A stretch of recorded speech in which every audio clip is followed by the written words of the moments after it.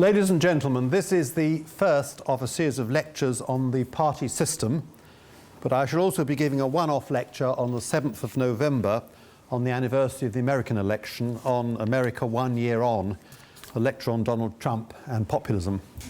But this first lecture will be on the Conservative Party.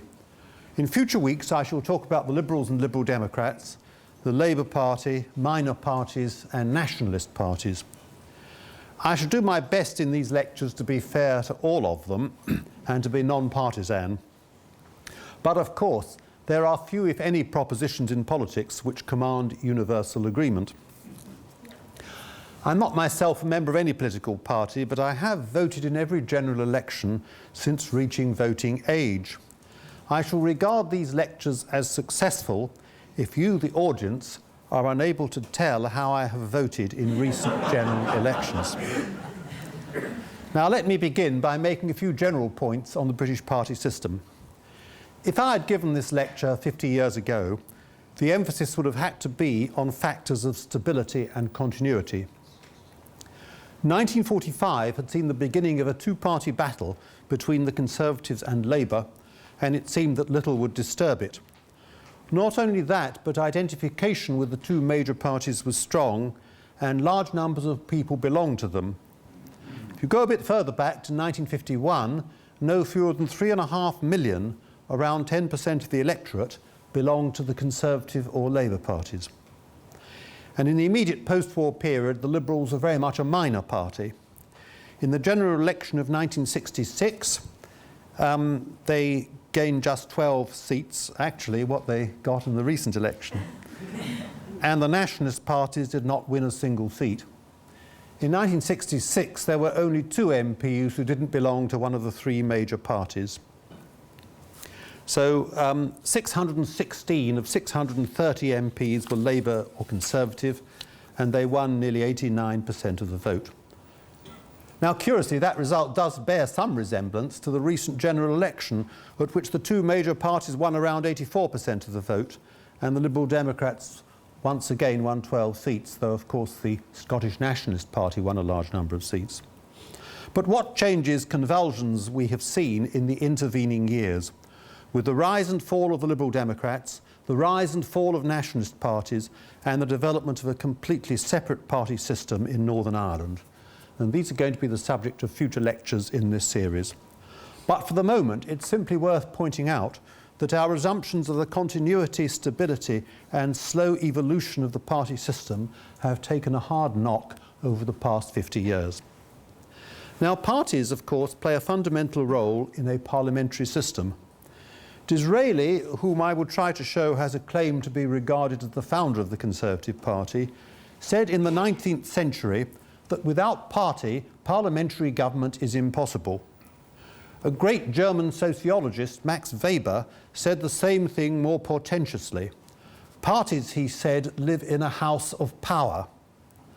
And what they both meant was that in a parliamentary system, parties compete for the chance to gain executive leadership, to govern the country. Now, in Britain, after the Glorious Revolution of 1689 wrested power from the king, and Britain became a parliamentary monarchy, the question arose, what should Parliament do with these new powers which it had won? How should the country now be governed? And to that question, 2 answers were given, the Tory answer and the Whig answer, to be replaced in the 19th century by the Conservative and Liberal answers, and in the 20th by the Conservative and Labour answers. Normally, one of these parties formed a government following a general election. The other formed the opposition and sought to remove it, not perhaps through a vote in the House of Commons, but at the following general election. There was, in other words, a battle between the ins and the outs. Now, the minor parties seek to change the parliamentary system. The Liberal Democrats seek, as its predecessor Liberal Party did, to change the electoral system to one of proportional representation. And that would almost certainly fragment the party system, creating a permanent multi-party politics, and no doubt coalition and minority government, as occurs in much of the continent. UKIP sought to take Britain out of the European Union, an aim that it seems to have achieved. But the party intends to maintain a watching brief to make sure that what it regards as the establishment parties do not backslide, but carry out the people's verdict given in the referendum held last year. The nationalist parties seek to change the system in a different way. They do not seek to win power at Westminster. Indeed, they go to Westminster to emphasise that they do not wish to be there.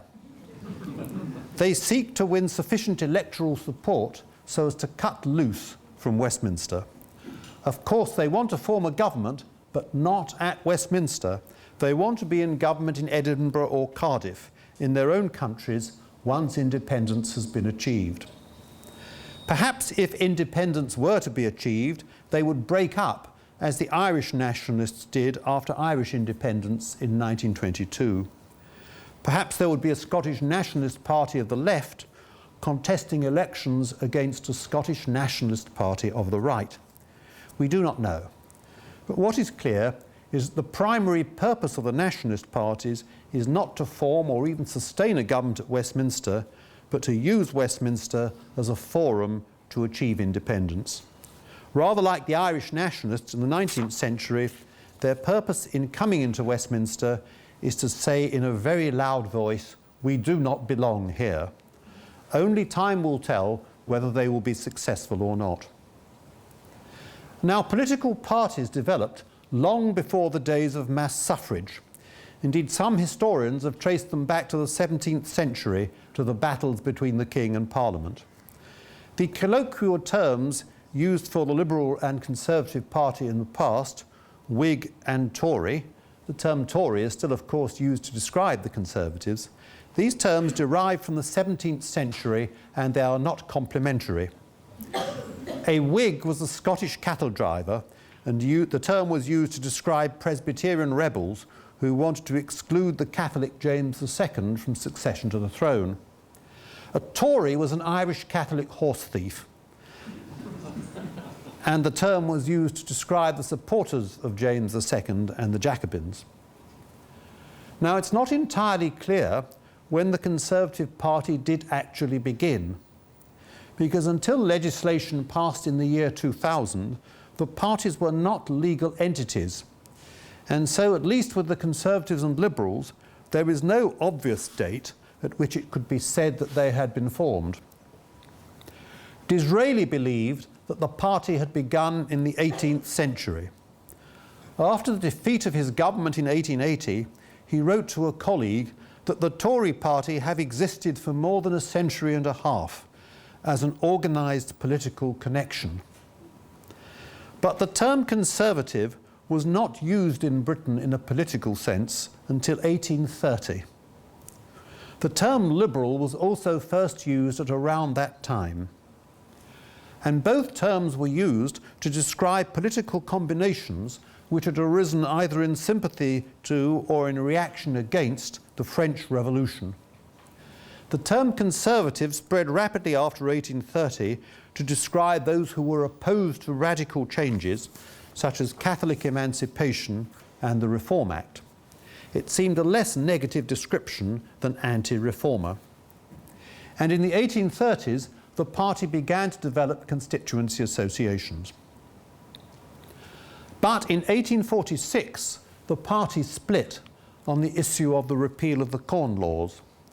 Those who supported repeal under the leadership of the Prime Minister, Sir Robert Peel, broke from the party and formed a separate group in Parliament called the Peelites, which eventually merged with the Liberals. And in consequence of this split, the party was in opposition for almost the whole of the next 28 years, forming just 3 short-lived minority governments during this period. Now, this split had a traumatic effect on the Conservative Party, and it is often invoked by party leaders determined to prevent it happening again. Lord Salisbury, Prime Minister at the end of the 19th century, said that to act like Peel was to inflict the heaviest disaster the party could undergo. Salisbury's successor as Prime Minister, Arthur Balfour, was faced at the beginning of the 20th century with a crisis over tariff reform. He was determined to hold the party together. he was forced to use ambiguous and delaying tactics to prevent a split, and was attacked by opponents for never making his position clear. Perhaps that's a response to Arthur Balfour. One critic of Balfour said that he had nailed his colours to the mast. Sorry, he had nailed his colours to the fence. He had nailed his colours to the fence. But he responded by saying, "I will not be another Sir Robert Peel." I think there's an enemy of the Conservative Party running the machinery.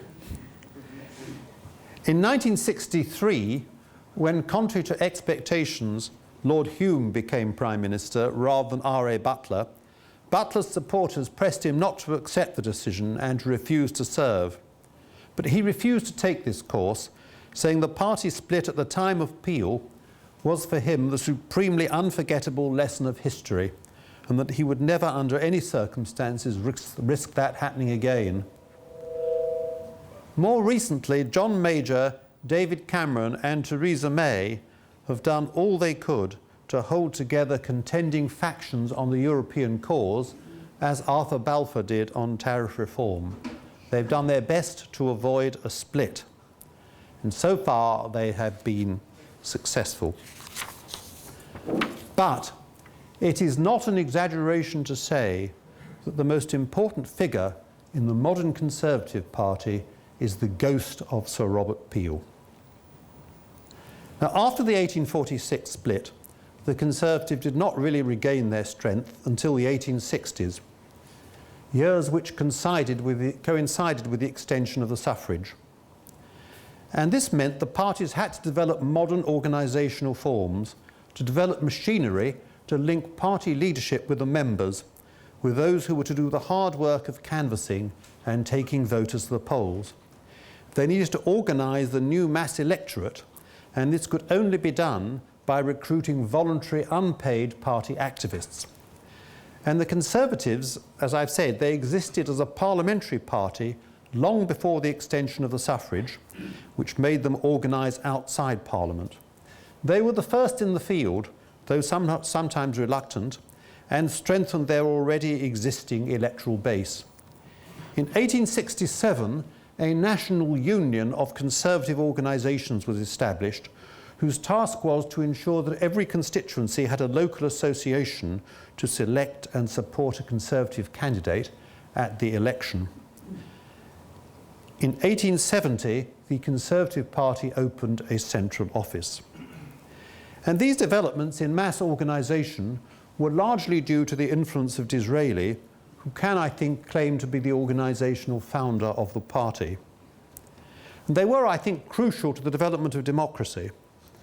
Where Conservatives embraced party organisation and had strong grassroots electoral support, they knew they need have no fear of democracy. They would be able to win elections even under a democratic franchise. Therefore, by contrast, for example, with Conservative parties in Italy or in Germany and some other countries on the continent, they were under no temptation to resist democracy or seek to overthrow it by aiding far-right groups. Now, because there was already a Conservative organisation before the arrival of mass suffrage, democracy was secure, and for that reason, I think the radical right has hardly ever been strong in Britain. 1867, when the National Union was founded, was also the year in which the first volume of Karl Marx's book Das Kapital appeared. I leave it to you to consider which has had more influence in Britain, the book by Marx or the mass organisation of the Conservative Party. Now, the Conservatives developed their organisation with a body called the Primrose League, which was founded in 1883, 2 years after Disraeli's death. When Disraeli had died, Queen Victoria sent a wreath of primroses for the funeral, and this led people to believe that primroses were Disraeli's favourite flower. They were wrong, they weren't his favourite flower. Nevertheless, that didn't matter. The Primrose League was a mass organisation which at its peak in 1901 claimed to have over 1.5 million members. Non-voting women could join, and there was a ladies' grand council alongside that of the men. There were also children over 6 in the junior branches who were called buds. And the purpose of the League was to enlist mass support for canvassing and other activities essential to the success of a modern political party. But it offered those who helped a great deal of entertainment, including music halls, conjuring events, dances, and cycling clubs. Political events and lectures generally took a back seat. Critics called the League vulgar, but Lady Salisbury, wife of the late Victorian Prime Minister, replied, "Of course it's vulgar, that's why we are so successful." And the Primrose League marked the transition of the Conservative Party from an elite to a mass organisation. Now, the Conservative Party is a remarkable party for 2 reasons. The first is it has a longer continuous existence than other major parties in Britain, and almost certainly a longer continuous existence than any other major party in the democratic world. One book on popular conservatism, rather critical of the party, begins, "Like the poor, the Conservatives are always with us." While their opponents divide and coalesce, expand and contract in provoking and exciting ways, they appear to remain the constant element in the British political system. The second remarkable feature is that the Conservatives have what might be called a governing vocation. The Conservative Party has been called the natural party of government, and it is arguably the most successful political party in the democratic world. It has tremendous adaptive powers. A book published around 20 years ago on the 20th century history of the Conservative Party was called The Conservative Century. Now, the great leaders of the Conservative Party in the 19th century, Disraeli and Lord Salisbury, believed that democracy would prove conservative and not radical in its implications. And indeed, the expansion of the franchise in the 19th and 20th centuries showed that popular feeling had strong conservative tendencies, because after both the Third Reform Act in 1884 and the Fourth in 1918, which provided for universal male suffrage and female suffrage for women over 30, there were long periods of conservative rule.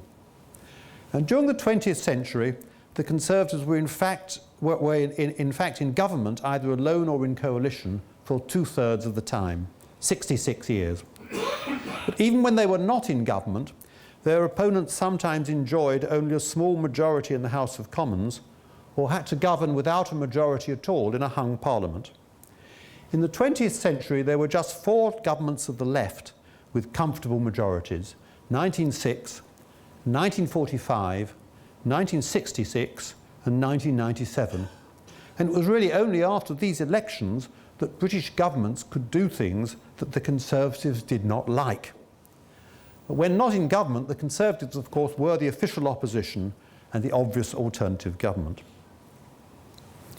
Now, the main opponents of the Conservative Party for most of the 20th century were the Labour Party. And the Labour Party was formed to give parliamentary representation to the working class. And that class was, during the 20th century, a majority of the electorate. So had it voted solidly for Labour, there would have been Labour governments throughout this period. But in fact, around 1/3 of working class voters have generally supported the Conservatives, while amongst the self-employed and small business people, around 90% have generally voted Conservative. In other words, class consciousness is much stronger amongst that group, which Marxists call the petit bourgeoisie, much stronger amongst that group than amongst the working class.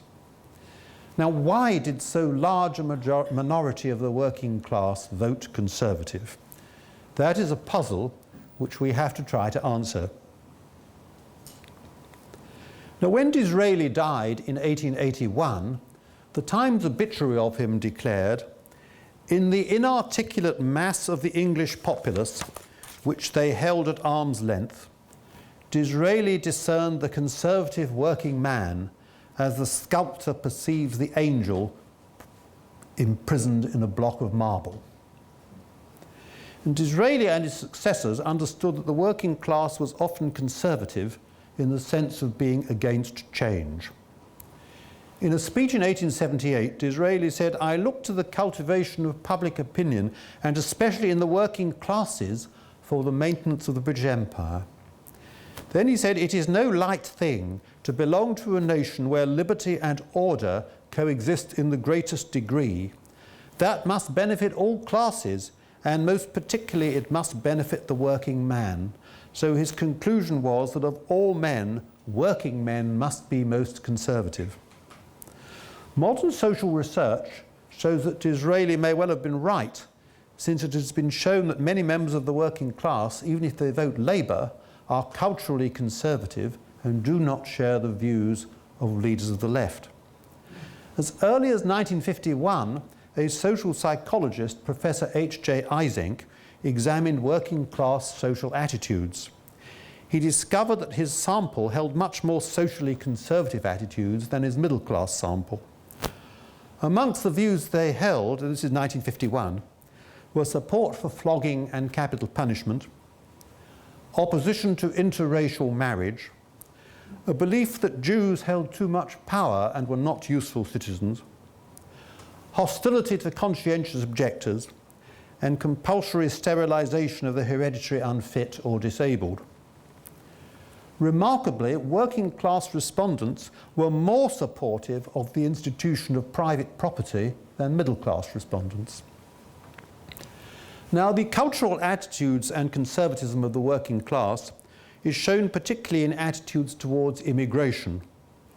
In the 19th century, there was considerable working class hostility to Irish immigration and later to Jewish immigration.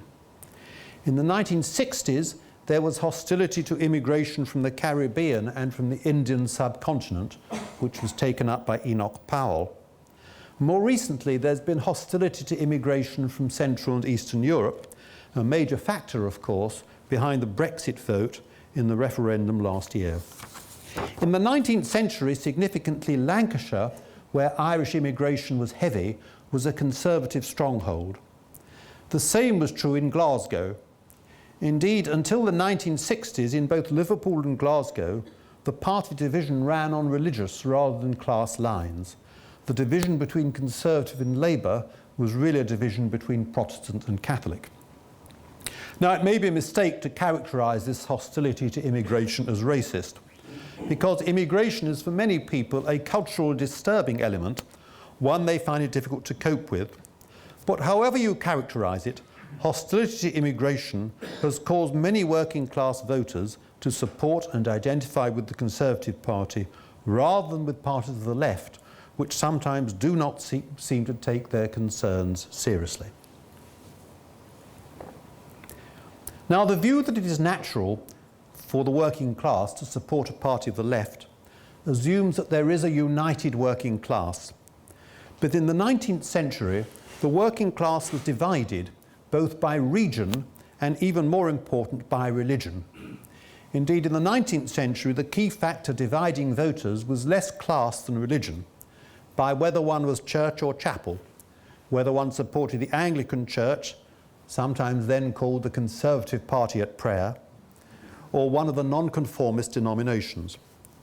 If one looks at the 6 elections between 1885 and 1910, the average Conservative vote in Wales was 39%, while in inner London, in the area of the old London County Council, it was 53%. Now, no one would suggest that Wales, much of which is rural, had more working class people living in it than inner London. But Wales was predominantly nonconformist, while London was Anglican or secular.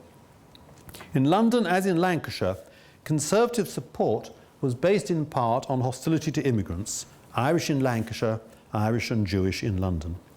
And religion and attitudes to immigration divided the working class, as today attitudes to immigration and towards the European Union divide the working class. In Scotland, nationalism divides the working class, and in Northern Ireland, of course, the religious conflict remains. The working class is also divided by the nature of its employment. Employment in large-scale industry was always strongly associated with membership of a trade union and a likelihood of Labour voting.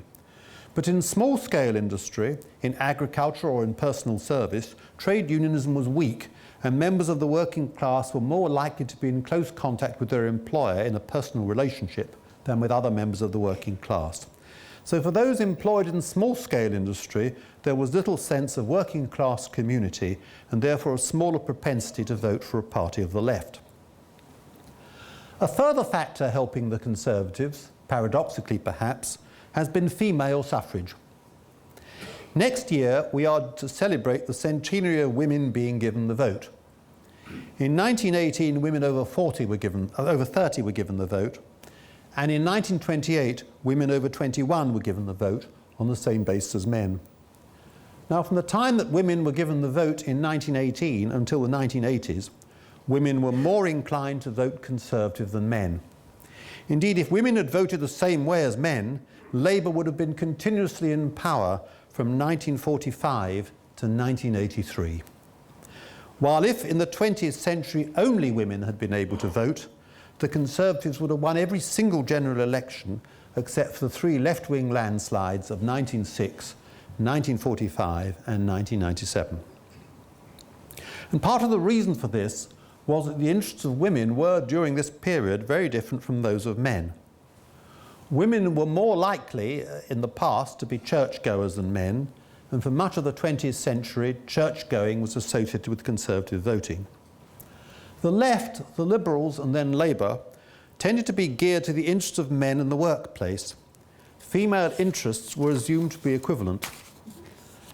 But until the last quarter of the 20th century, in most families, the male was the breadwinner, and the majority of women, and certainly the vast majority of married women, were not part of the labour market. They were therefore far less likely to belong to trade unions than men, and those who were in the labour market were less likely to be unionised. In their role as housewives, women saw themselves as consumers rather than producers, and were perhaps more concerned with the dangers of rising prices from excessive wage demands than with higher wages. During the post-war period of Labour government, there was a system of rationing and subsidies to provide fair shares for all. But many female consumers were opposed to this, and they formed a body called the Housewives' League, calling for its abolition. And that league tended to support the Conservative Party. And in the early 1950s, the Conservatives abolished rationing and subsidies. Significantly, Attlee, the Labour leader, made the following rather revealing comment in 1955. He said, "The Conservative government, by the abolition of subsidies, has brought about untold difficulties. I realise the rationing of foodstuffs was not popular, but at least it enabled people to obtain fair shares at reasonable prices.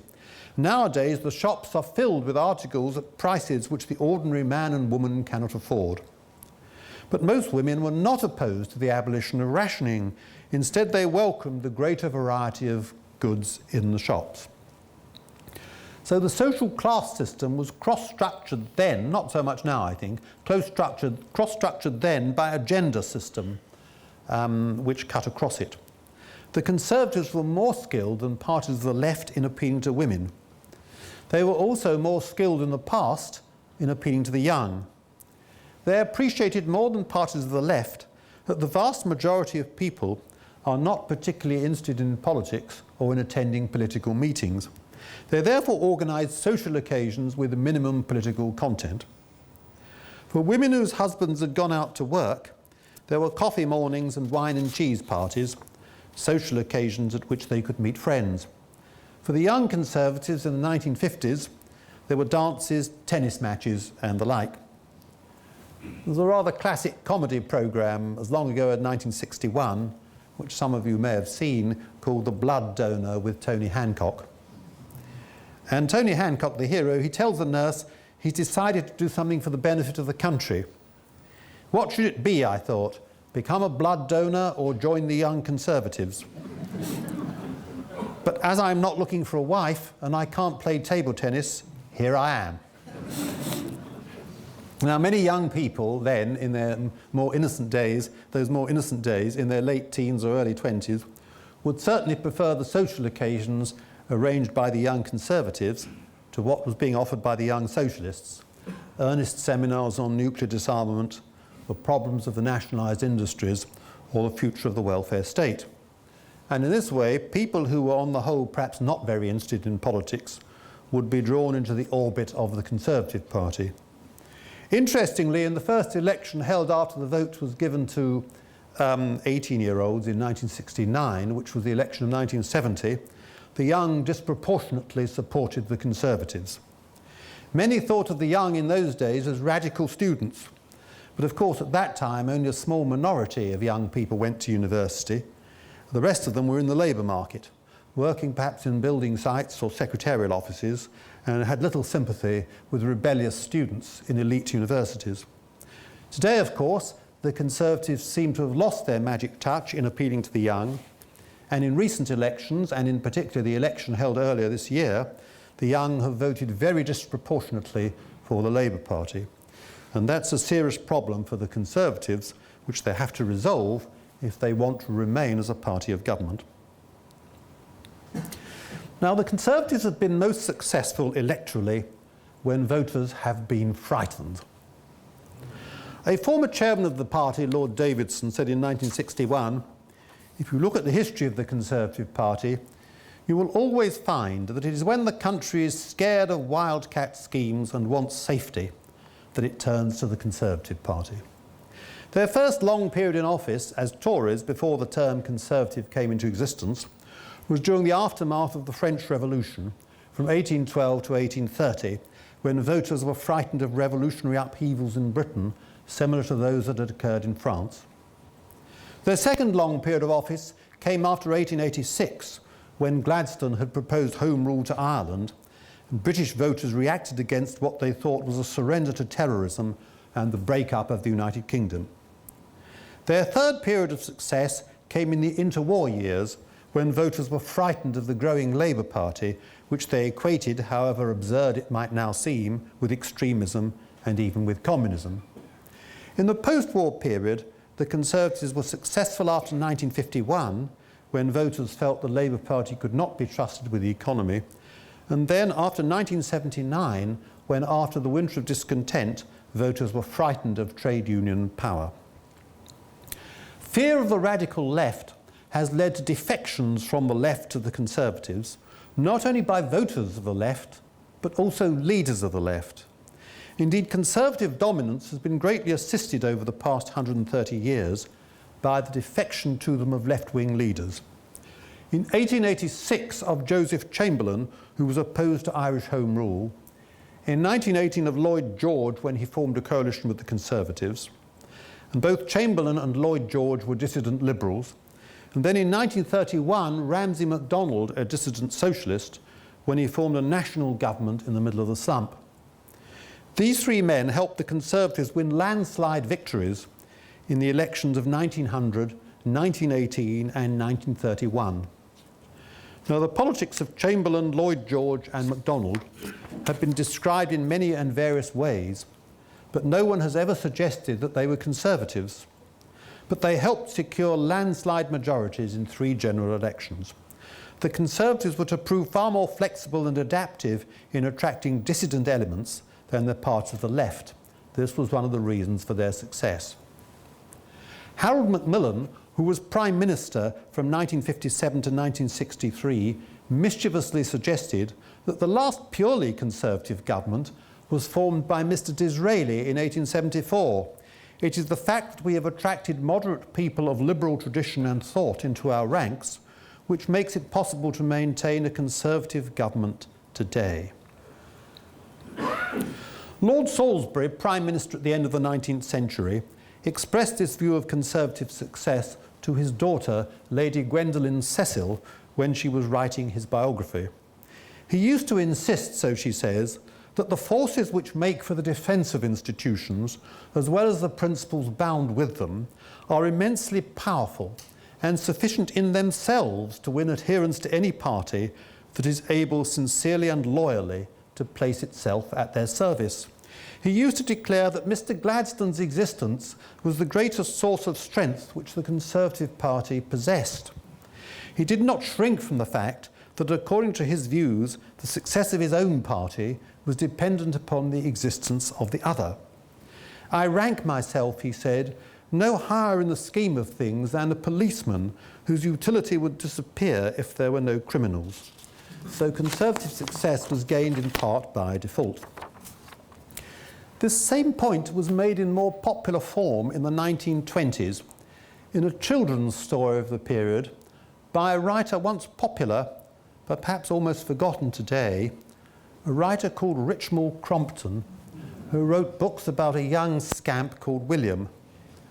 I certainly remember enjoying the William books when young, though I didn't realise the political content then, but I don't know whether they're still read today. At any rate, in 1930, she wrote a book of stories called William the Bad, and one of the stories in that book is called William the Prime Minister. And in this story, William and 3 of his friends decide to hold a mock election. William explains the differences between the parties. There's 4 sorts of people, he says, trying to get to be rulers. They all want to make things better, but they want to make them better in different ways. There's Conservatives, and they want to make things better by keeping them just like what they are now. And there's Liberals, and they want to make things better by altering them just a bit, but not so that anyone would notice. And the Socialists, and they want to make things better by taking everyone's money off them. And there's Communists, and they want to make things better by killing everyone but themselves. Now, one of William's friends, Henry, is a socialist candidate, but another boy says that Henry's proposal to take the money of others is sinful. Another friend, Douglas, is a liberal who promises presents to anyone who votes for him. But William the Conservative wins the mock election unanimously. Another of the stories in a book called William IV in 1924 is called The Weak Spot. William's much older brother Robert joins a society of reformed Bolsheviks. He buys a red tie and says that he supports the redistribution of wealth, the equalisation of incomes, and the freedom of the working classes.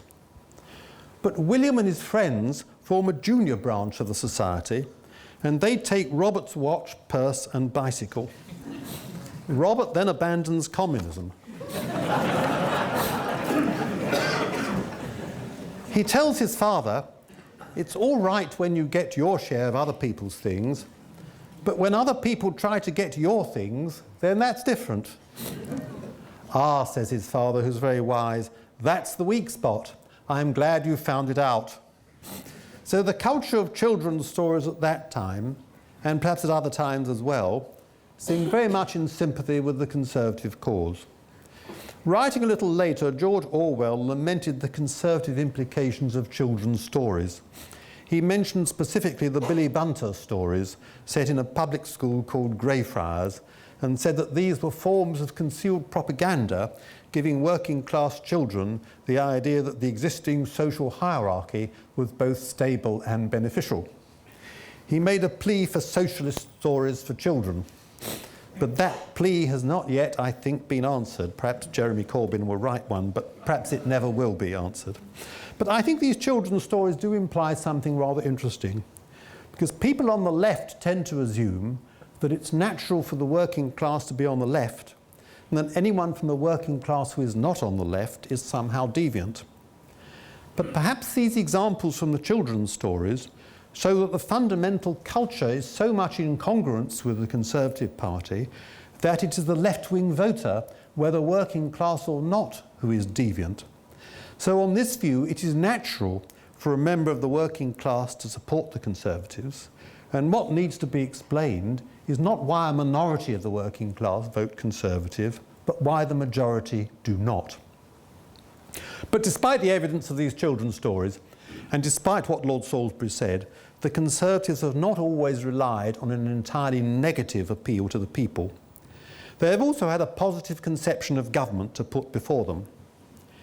In Disraeli's novel Sybil, written in the 1840s, a novel still well worth reading, and which, together with its companion volume Coningsby, provide an excellent account of the author's political beliefs, he declared that the Tory party has its origin in great principles and in noble instincts.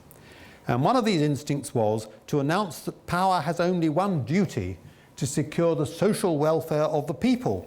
And the word people is written in the novel in capital letters. Now, the quotation in the book about the two nations is no doubt too well known to bear repetition, but the following one is less well known, though it's equally melodramatic. The hero of the novel, Egremont, the Earl of Marney, is talking to a leader of the working class Chartist movement called Gerard. Egremont says, "A great family rooted in the land has been deemed to be an element of political strength. I'll tell you what," says Gerard, "there is a great family in this county, and rooted in it, of which we have heard much less than they deserved, but of which I suspect we shall very soon hear enough to make us think a bit. In this county, in this county and every other one, I mean the people." And the novel ends with Egremont marrying the daughter of Gerard the Chartist, symbolising the union between the aristocracy and the working class, which Disraeli hoped the Conservative Party would be able to achieve.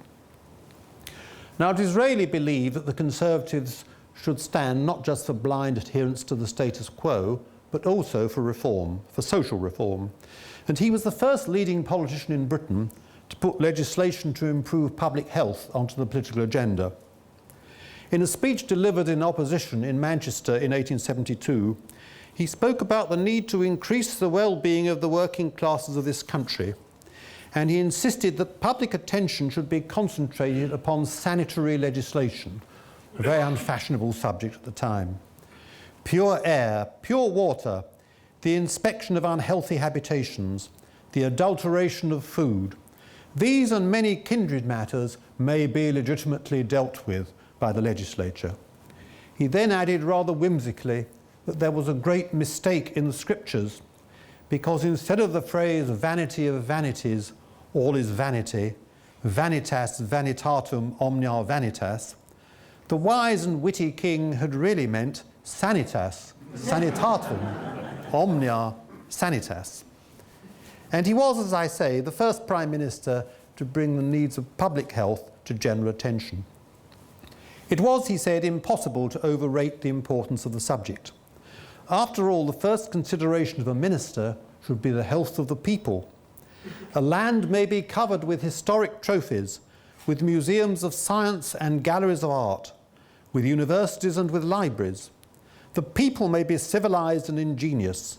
The country may be even famous in the annals and actions of the world, but gentlemen, if the population every 10 years decreases and the stature of the race every 10 years diminishes, the history of that country will soon be the history of the past. But of course, the problems of the Conservative Party today are very different from what they were in the late 19th century.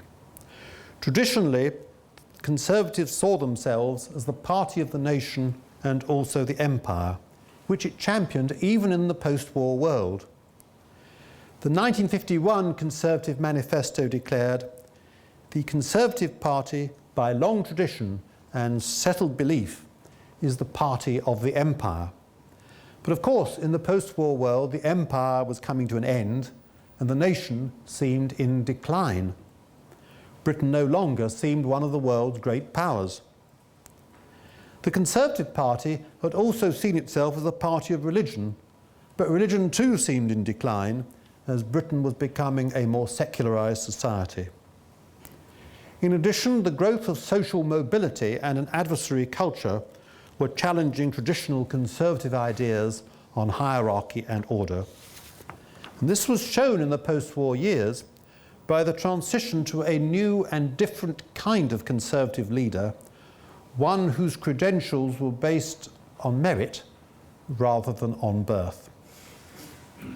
Of the first four Conservative Prime Ministers after the war, Churchill was the grandson of a duke and the son of a Conservative Chancellor of the Exchequer. Anthony Eden was the son of a baronet, and his second wife was Churchill's niece. Harold Macmillan was the son-in-law of a duke who had been a Conservative cabinet minister in the 1920s. Sir Alec Douglas Hume was the 14th Earl who renounced his title. These four were succeeded by leaders from a very different social stratum. Edward Heath was the son of a builder and a lady's maid. Margaret Thatcher was the daughter of a grocer. John Major was the son of a trapeze artist in a circus, who then became a manufacturer of garden ornaments. William Hague was the son of a soft drinks manufacturer. And later, Michael Howard was the son of a Romanian Jewish immigrant who became a shopkeeper in South Wales. With David Cameron, we were back perhaps to a more traditional style of leader, but Theresa May has more in common with leaders such as Heath, Margaret Thatcher and Major. Her father was a vicar in a small Oxfordshire parish, and she was educated at a state school. She is indeed the first Prime Minister to have attended a comprehensive school. In the post-war years, the symbols associated with the Conservative Party, empire, patriotism and religion, seemed no longer relevant. Further, the wartime coalition and the growing consensus on policy in the 1950s made it much more difficult to characterise the Labour Party as somehow extreme or revolutionary. Churchill had tried it in the 1945 election when he'd said that a socialist state could not be introduced without some form of Gestapo. But it appeared absolutely ridiculous to compare the Labour Party, which had governed with him during the war, to the Nazi Party, and the mild-mannered Attlee to Hitler or Himmler. Moreover, voters were demanding much more from government than in the past. The public had growing material needs and a belief that the government should meet them. In particular, successful management of the economy, the preservation of full employment, rising living standards, and a developing welfare state. In the 1950s, therefore, the Conservatives came to justify their title to power by their success at managing the economy against the supposed errors of the Labour Party. The party of the nation transformed itself into the party of economic management.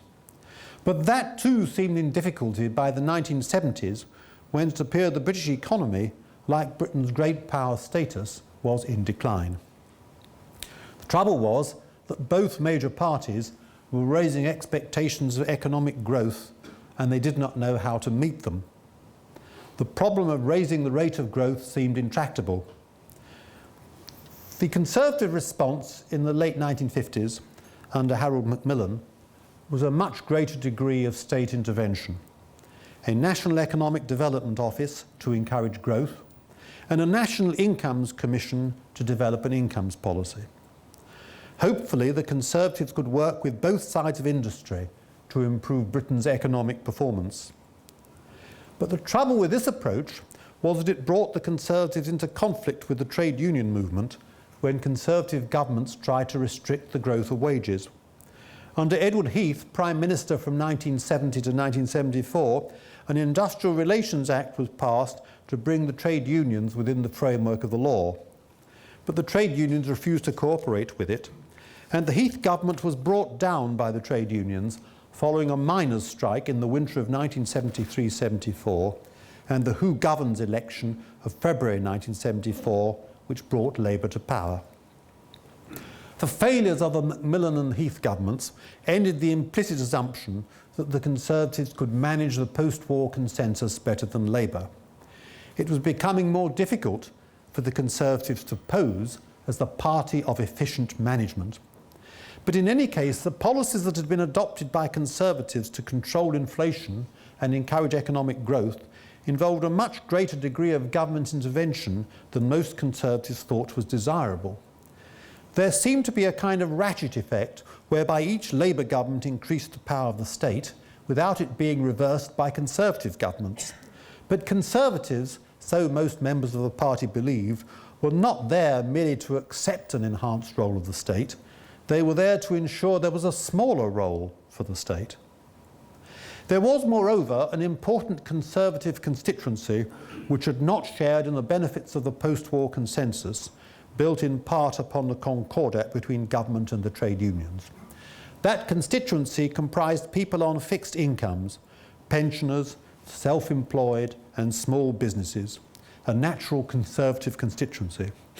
It was this constituency which had suffered the most from inflation, this constituency which believed that instead of the trade unions being recognised as a grand estate of the realm, their role should be lessened. It was this constituency which believed that the welfare state had got out of hand and was subsidising the feckless and irresponsible. This constituency was hostile to many of the changes of the post-war years, the enhanced role of the trade unions, the inflation which followed in its wake, the increase in immigration and crime, and the growth of welfare dependence. But this constituency seemed to be ignored by the post-war leaders of the Conservative Party, Churchill, Macmillan, Heath, desperate to conciliate the unions. It was this constituency which came to recognise Margaret Thatcher as the true representative of their hopes and fears. What this constituency demanded was less intervention and a renewed emphasis on patriotism and nationhood. Enoch Powell, who was in many ways the John the Baptist of the new regime of Thatcherism, declared, "Nationhood, with all that word implies, is what the Tory party is ultimately about. The Conservatives should become once again the party of the nation, not the party of the state." And the essence of Thatcherism was the abandonment of the attempt to resolve Britain's economic and social problems within the framework and institutional constraints of the post-war consensus, a consensus which Margaret Thatcher saw as basically social democratic and not conservative. She sought to challenge the role of the public sector, the mixed economy, and the immunities of the trade unions. She sought to encourage individual responsibility and to lower expectations of what the state could do. She sought to recreate the spirit of enterprise, which she believed had been weakened by excessive state control. The market would be given an enhanced role as a means to the creation of a more ordered and responsible society. Economics are the method. The object is to change the heart and soul, Margaret Thatcher said in 1981. But Thatcherism created its own problems. The primary problem was that it tended to the creation of a society based on instant gratification and the immediate satisfaction of consumer needs. The appeal of Thatcherism was less to the values of individualism, responsibility and self-reliance than to the material benefits, in particular the tax cuts, capital and home ownership. People accepted these while ignoring the sermons about discipline, effort and self-restraint. In the late 1980s, the Lawson boom was less about saving and investment, more about borrowing and spending. Were Thatcherite entrepreneurs really heroes, or did they not symbolise a cash nexus, a feeling that human relationships could be reduced to calculations of interest, and that individuals had no sense of responsibility for each other? That was precisely the opposite of what Margaret Thatcher had sought to achieve. In the 1930s, Harold Macmillan, who was to be a bitter opponent of Thatcherism, declared, "The Conservative Party has become dominated by money and the city." And he went on to say that a party dominated by second-class brewers and company promoters, a casino capitalism, is not likely to represent anybody but itself. An unkind critic said that Margaret Thatcher had sought to create an economy in the image of her father, the thrifty grocer and Methodist lay preacher who always put aside money for a rainy day. But instead she had created a society in the image of her son, a get-rich-quick businessman. And the trouble was, the market economy was a distinctly unconservative force, undermining and subversive of established values. It undermined the status quo, the landed gentry, the church, the traditional family, the local community, even the nation itself, as a result of the pressures of globalisation. And globalisation meant cooperation with Europe. The Conservative commitment to Europe was made in the 1960s, when it was believed that Europe held the secret of a higher rate of economic growth, a secret that had eluded British politicians. In 1977, Margaret Thatcher, as leader of the opposition, went so far as to say, "We are the European party in the British Parliament and among the British people, and we want to cooperate wholeheartedly with our partners in this joint venture." Remarks which might lead to her being expelled from the party today.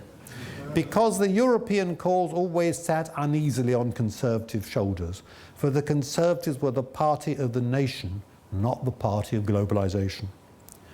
There's been a reaction, therefore, against Thatcherism, even in the Conservative Party. And that reaction reached its climax in the election campaign earlier this year, when the Conservative manifesto declared, "We must reject the ideological templates provided by the socialist left and the libertarian right," thus implicitly equating Margaret Thatcher with Jeremy Corbyn, and instead embrace the mainstream view that recognises the good that government can do. Later, the manifesto said, "The government's agenda will not be allowed to drift to the right." Theresa May is as distant from Thatcherism as Jeremy Corbyn is from Tony Blair. Traditionally, Conservatives were deeply concerned with the bonds of community. Today, they face a fundamental conflict between the market economy, economic liberalism on the one hand, and a stable society on the other. It is clear that a moral framework is needed if markets are to work effectively. And the very real achievements of Thatcherism raise a key problem for Conservatives, a problem which no government has yet been able to resolve. How do we reconcile the values of community, trust and responsibility with a dynamic private enterprise society which seems to brush these values aside? Still, despite all these changes, there are unchanging themes in conservatism, linking the party today with its founders in the 19th century. Because the sort of person who is likely to vote Conservative today is probably the same sort of person who would have voted for the party in the 19th and 20th centuries. What then is Conservatism about? Let us go back finally once again to Disraeli.